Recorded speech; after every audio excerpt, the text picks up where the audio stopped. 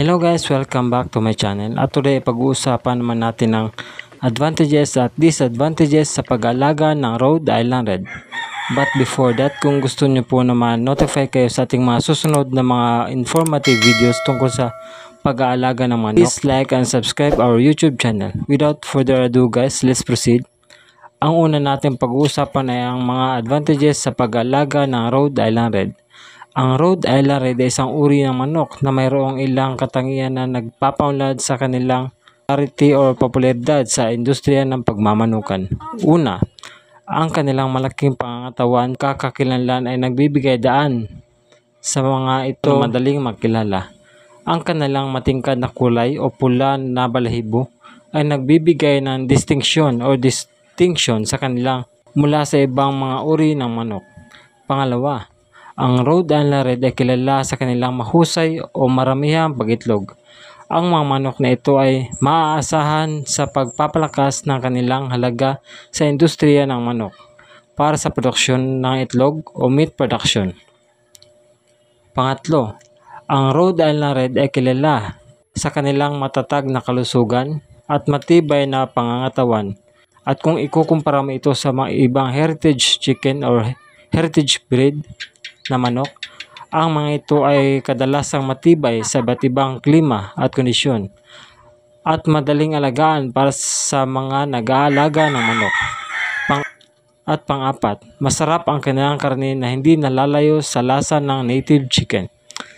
Sa kabuuan, ang Rhode Island Red ay isang uri ng manok na mayroong maraming positibong katangian.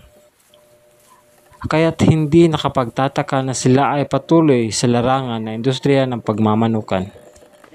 At dito naman tayo guys sa mga disadvantages pag-aalaga ng Rhode Island Red. Mayroon ilang mga disadvantages sa pag-aalaga ng Rhode Island Red tulad ng maselan sa klima. Kung heritage chicken breed ang pag-uusapan, ang Rhode Island Red ay isa sa mga matitibay na breed. Pero kung ikukumpara mo ito sa mga native chicken, ang mga Rhode Island Reds ay hindi gaanong matibay pagdating sa pabago-bagong klima tulad natin dito sa Pilipinas.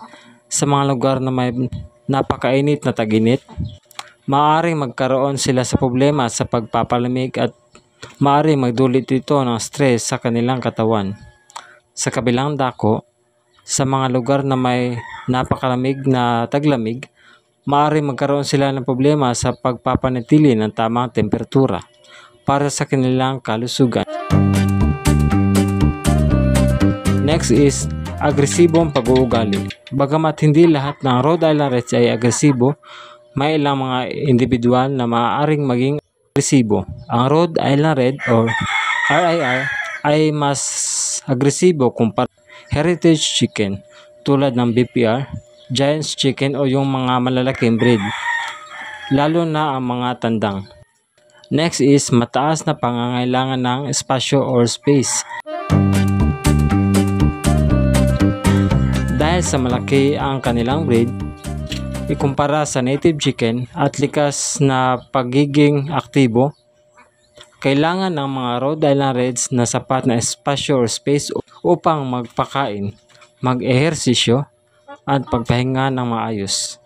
Ang kakulangan sa espasyo or space ay maaaring magresulta sa stress, pagiging agresibo o iba pang mga problema sa kulungan ng mga manok. Next is regular na pag-aalaga at pagpapakain. Tulad sa lahat ng iba pang uri ng manok, ang mga Rhode Island Red ay nangangailangan ng regular na pag-aalaga at pagpapakain.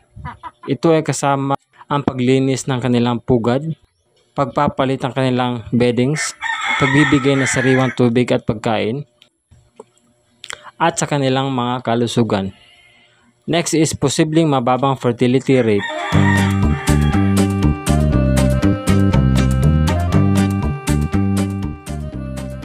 Habang marami sa mga Rhode Island Red ay magagamit para sa paglalabas ng itlog o sa pangitlog, may ilan na maaaring magkaroon ng mababang fertility rate.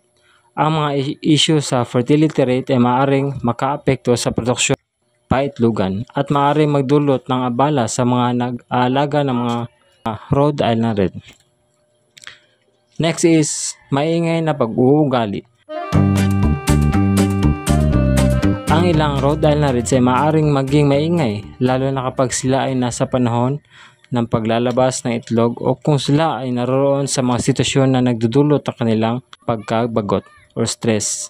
Ang maingay na pag-uugali nila ay maaaring maging nakakairita para sa mga taong nakatira malapit sa kanilang bakuran. At hanggang dito na lang guys. Please don't forget to like and subscribe our YouTube channel. Thank you.